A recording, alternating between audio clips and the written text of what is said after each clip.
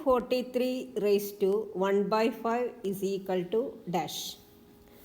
243 ഘാതം 1/5 is equal to എത്രയാണ്?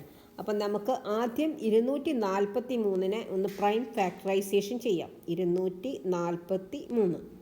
അപ്പോൾ ഈ സംഖ്യയിൽ 2 പോവില്ല എന്ന് നമുക്ക് കണ്ടാലറിയാം. ആദ്യത്തെ പ്രൈം നമ്പർ 2ആണ്, 2 പോവില്ല എന്ന് നമുക്ക് കണ്ടാലറിയാം. 3 പോകുമെന്ന് എങ്ങനെയാണ് നോക്കുക? 3 പോകുന്ന ഡിജിറ്റ്സ് ആഡ് ചെയ്യുക. 2 + 4 + 3, 4 2 6, 6 3 9.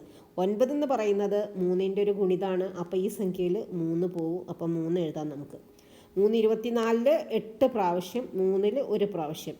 വീണ്ടും 81 പറയുമ്പം 8 + 1 9 ആണ്. 3 പോവും, എഴുതാം. 3 81 8 2 പ്രാവശ്യം, 3 × 2 6, ബാലൻസ് 2 വന്നു.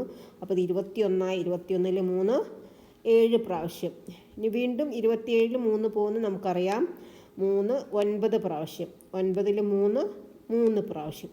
അപ്പോൾ നമുക്കറിയാം നമുക്ക് എഴുതാം 243 is equal to 3 raise to 5 എന്നാണ് ഇവിടെ ഉള്ളത്, 5 ആണ്. ഇനി നമ്മുടെ ക്വസ്റ്റ്യൻ വീണ്ടും എഴുതാം. 243 റേസ് ടു 1/5 ആണ് നമ്മുടെ ക്വസ്റ്റ്യൻ. അപ്പോൾ 243ൻ്റെ സ്ഥലത്ത് നമുക്ക് 3 റേസ് ടു 5 എന്ന് എഴുതാം. 3 raise to 5 whole raise to 1/5 is equal to 3 raise to 5 into 1/5. അപ്പോൾ ഈ 5ഉം 5ഉം നമുക്ക് ക്യാൻസൽ ചെയ്യാം. ഇസ് ഈക്വൽ ടു നമുക്ക് കിട്ടിയ ആൻസർ 3.